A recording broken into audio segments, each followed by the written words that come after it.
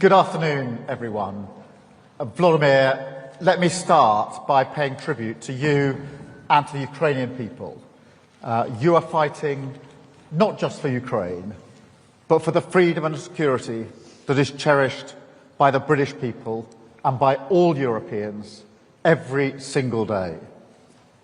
Just a few moments ago here in the United Kingdom, we saw the sentencing of 6 men for Russian-sponsored arson attack on a warehouse in East London. This was a warehouse storing humanitarian aid and satellite equipment destined for Ukraine. We will not tolerate this hostile activity. And it just underlines the point. Your security is our security. What happens on the front line of Donetsk today is shaping our collective future for years to come. And that's why Emmanuel and I brought the Coalition of the Willing together again today. We stand with you, stronger than ever, united behind Ukraine, and united with President Trump in calling for the fighting to stop now, and for the negotiations to begin from the current line of contact. President Trump is right to have imposed sanctions on Russia's oil majors, as the UK has also done, alongside the latest package from the EU. And we must now maintain this pressure. Vladimir, you have said for months that you're ready for a ceasefire and you're ready to meet Putin. Yet he continues to stall and play for time. Putin is the only person who does not want to stop this war. His strikes on civilians this week made that crystal clear once again, targeting energy infrastructure ahead of winter, hitting young children in their nursery, claiming the lives in Kyiv of a 12-year girl and a 6-month-old baby. This is who Putin is. Time after time, he rejects the chance to end the war. In just the last few days, he's rejected the opportunity for talks once again, instead making ludicrous demands for Ukrainian land, which he could not and has not taken by force. Of course, that is a complete non-starter, and it shows yet again that he's not serious about peace. So we've been clear today that we must respond. Working with the US, this coalition is determined to go further than ever to ratchet up the pressure on Putin, from the battlefield to his war economy, because that is the only way to change his mind and push him back to the table. And in our meeting this afternoon, we came together around a clear plan for the rest of this year. First, we will act to take Russian oil and gas off the global market. Last week, the UK became the first country to sanction all of Russia's oil majors. On Wednesday, the US acted decisively to join us, together with further sanctions from the EU. And we're choking off funding for Russia's war machine. And I'm urging others to take these steps too, to go further to reduce their dependencies and incentivise third countries to stop buying these tainted resources. Second, we're determined to push on with the progress on Russia's sovereign assets and unlock billions to help finance Ukraine's defence. The bill for Russia's destruction in Ukraine should be paid by Russia.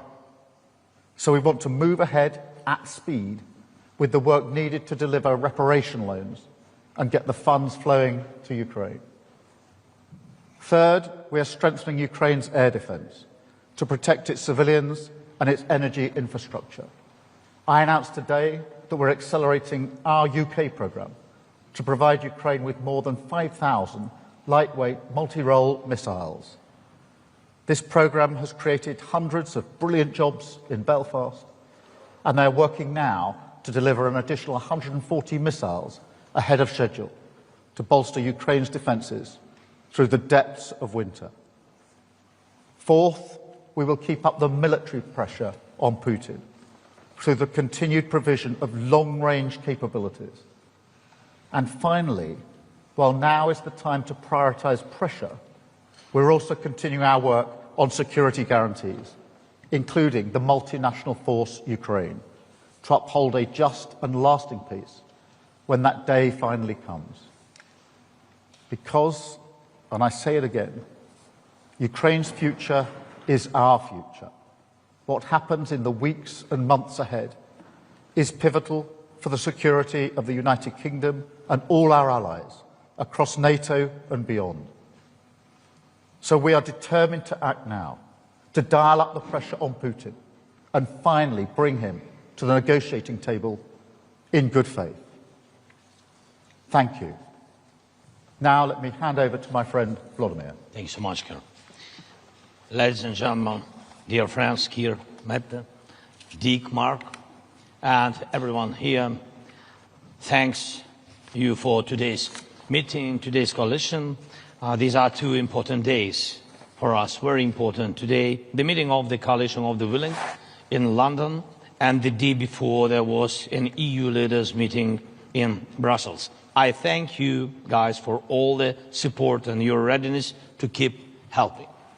And today, all the partners confirmed that next year they will continue to support Ukraine, our country, our resilience, especially the financial support, which is crucial. And today, the new Prime Minister of Japan joins the coalition for the first time, and all the signals are clear. Thank you. We all see the challenges these days, and the Russians are carrying out a campaign of terror against our energy system, and they really want to make the winter cold a tool of torment and pressure on Ukraine, our people, and on our defense. And Russia's goal hasn't changed. They want to break us, want to break Ukraine, and they are doing everything to achieve it. So that's why our defense means everything that truly stops Russia from killing, destroying, and terrorizing. First, air defense, and today we spoke in detail with our partners about the systems. It's important that our partners focus on what's most practical and effective, and we gave all the details. Second, of course, it's important that everyone agrees the front needs substantial attention, and the focus must be on it, and thank for all the steps of help. And third, we are promoting a more meaningful approach to diplomacy. Diplomacy matters only when it can lead to real decisions. And when it comes to Russia, that dish has many ingredients. The essential ones are real forms of pressure on Russia, sanctions, our long-range capabilities, political pressure, accountability for war crimes, and real actions regarding Russian assets. Today we all agreed sanctions that hit Russian oil infrastructure, Russian oil companies are a big step, and I thank President Trump and all our partners who are implementing this. And we have to apply pressure not only to Rosneft and Lukoil, but to all Russian oil companies like Surgutneftegas and others, and to the shadow fleet and its infrastructure, and to Russia's oil terminals. And we have to implement all we have discussed today about the Russia's shadow fleet. Besides, we are carrying out our own campaign of pressure with drones and missiles, specifically targeting the Russian oil sector. So the long-range capability directly strengthens diplomacy, the more losses Putin suffers on his own territory. The fewer assaults he can carry out on the front line, and the faster he will agree to meaningful diplomacy. That is why we are working to secure Tomahawk cruise missiles, additional Storm Shadow missiles, other capabilities. Thank you very much, Keir, for today's decision. Thank you for your support that you said, and about long range. And there must be no option left for Russia except to end the war and return peace to our country. And of course, I also want to thank our partners for working with us to produce weapons, for investing in our country, for joint projects, and for the agreements we are now implementing. And one more point is Pearl program. I thank for each contribution. Mark, thank you for coordinating this program, for each contribution, and today we agreed to step up in the coming months. Peace is born from pressure on the aggressor, and that is what we must continue to do. Thank you. Thank you very much, Vladimir. Mark, can I turn to you? Yeah, thank you, and good afternoon. And as Keir Starmer and Volodymyr Zelensky have said, we just concluded a very productive meeting of the Coalition of the Willing, and I welcome the initiative allies are showing to strengthen our support to Ukraine even further. Just 2 days ago, I was in Washington, where I had a very good meeting with President Trump.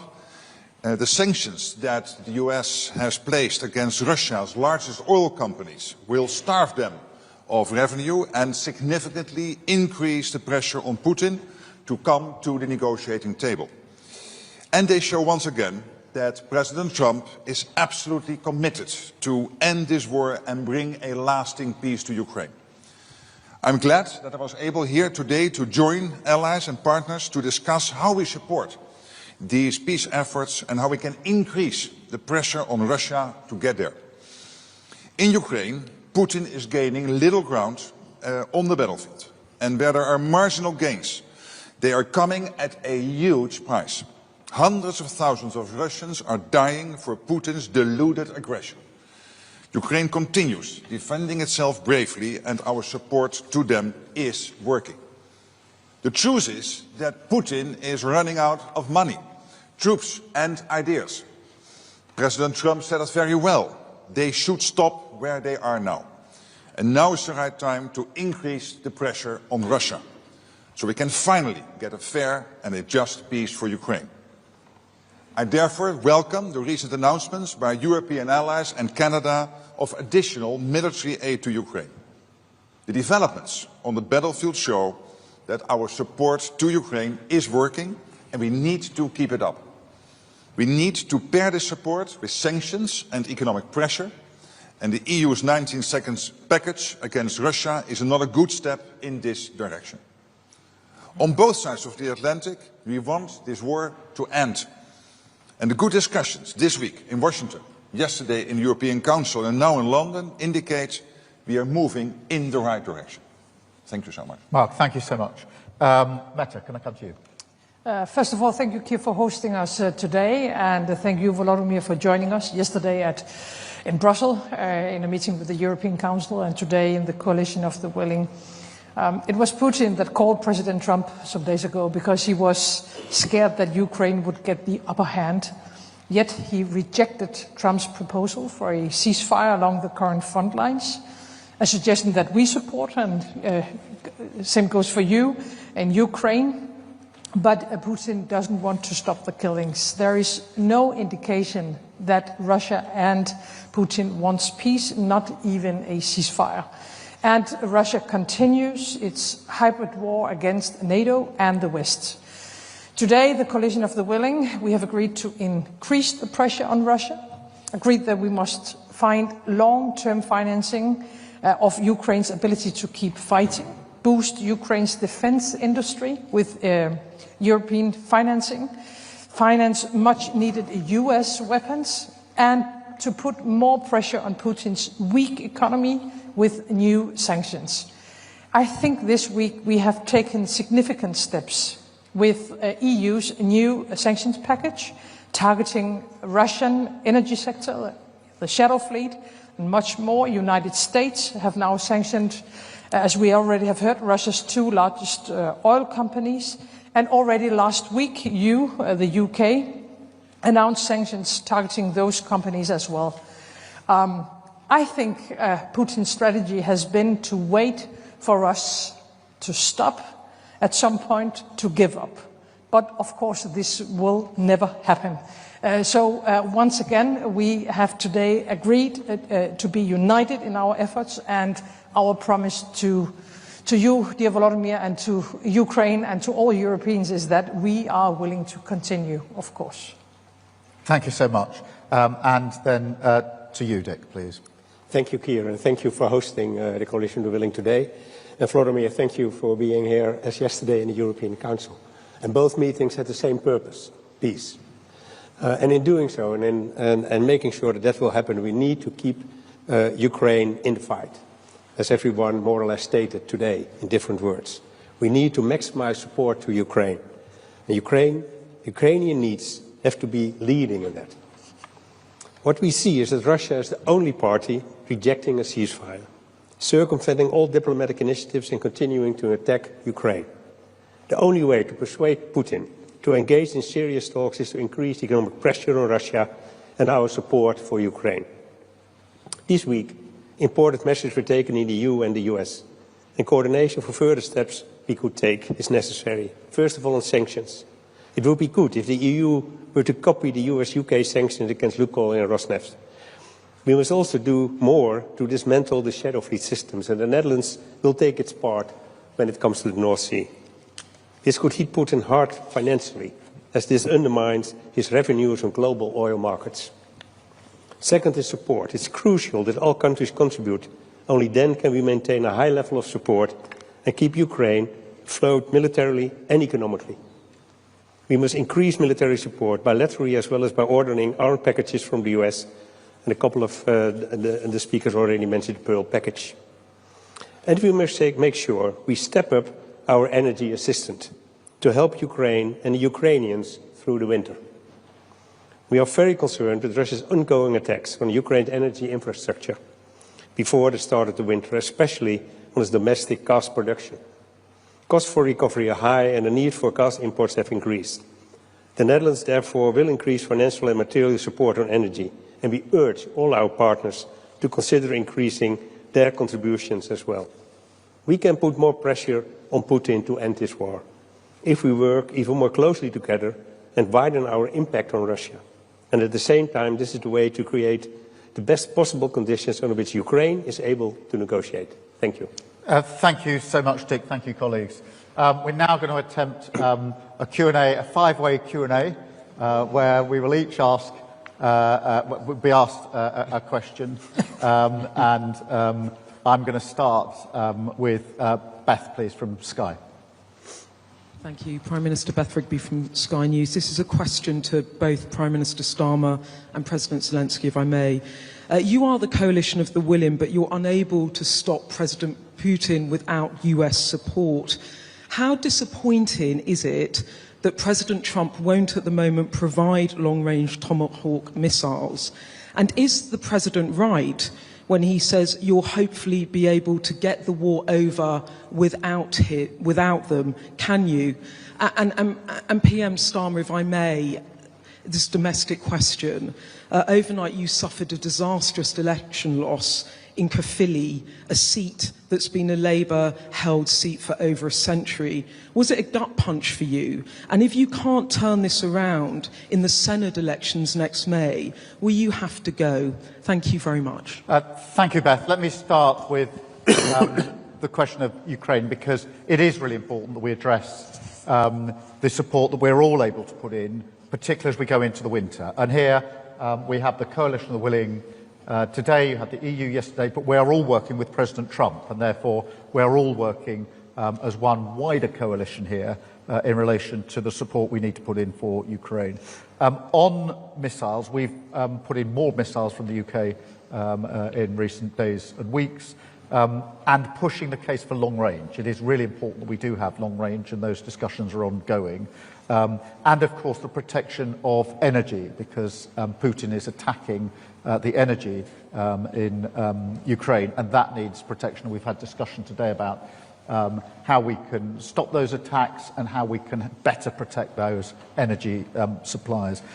On the question of the US, what's happened this week is really significant. I think on the sanctions package and the bearing down on oil and gas, this week has been a very significant week because we went early with the measures that we, the UK, took. President Trump came in with really important measures that have had a real impact. And then, of course, the EU followed in with a further package of sanctions this week as well. And I think if I was to pick out one thing this week that was of most significance, it would be the combined impact of those packages. Not only because of the impact they have on the Russian economy and the pressure that they put on, but also because they demonstrate the point that whether it's the coalition of the willing, the EU or the US, we are all coordinating clearly in our efforts to support Ukraine and effectively doing so.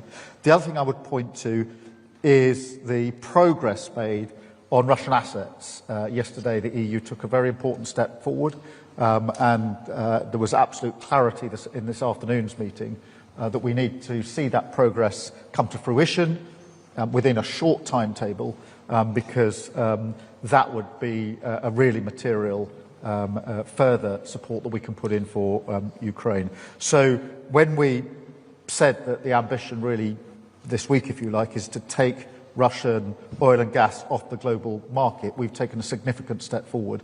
I would also add that the measures or the movement in position by India and China in relation to Russian energy and oil in particular are also significant. I think what you'll detect behind that is the sort of coordination and discussions that are going on, have been going on today, are going on between us pretty well all of the time, and having a very significant impact on Russia, because we must put Ukraine in the strongest position. This is going to be a hard winter, of course, particularly when it comes to protecting energy, and it is very important that whilst, of course, we want to get to a ceasefire and a lasting peace, we will, in my view, only get there if we put Ukraine in the strongest possible position, and we must never lose sight of that aspect of it.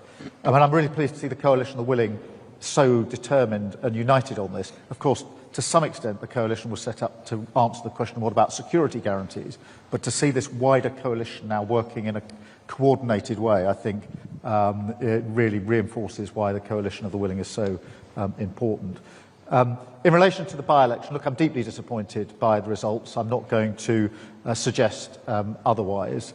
I spoke to the First Minister this morning, and clearly we need to reflect and regroup and double down on the delivery in Wales, and we clearly need to do much more. Vladimir, can I pass over to you on the first issue? Thank you very much for the question. So, first of all, we're not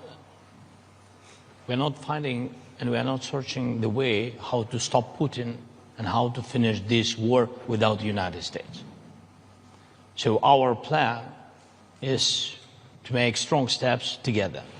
That is the plan, by the way, of Putin. He wants to divide us, to make us weaker.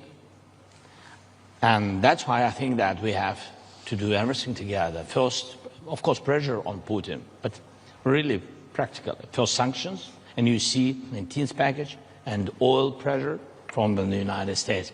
And I think this is a very strong step. The second point is long-range pressure between us. From the very beginning, it was about our drones, our long range. Then, God bless, we had such partners like UK and France, and the partners gave us Storm Shadows and Scalps. Then, only after that, United States joined us, and we began to use ATACMS. Not big number, but in any way, it's about together. Yes, and now we count on some more strong instruments, but we will see. Yes, then about air defense. Again, it's about together decisions. We really don't have something which can destroy ballistic. That's why Americans helped us, but also Europeans, because firstly, Europe delivered Patriot systems, but United States, they did it together because United States gave licenses for this. Yes, but I hope that we will in any way we will find a way how to produce our own systems. We have to do it, and I think this is the most important thing, that politically it's very important to go together. That's what about coalition are willing, and the result at the end will be security guarantees. And again, with the security guarantees, we need to have United States. This is very important. Thank you. Thank you very much. Vladimir, I'm going to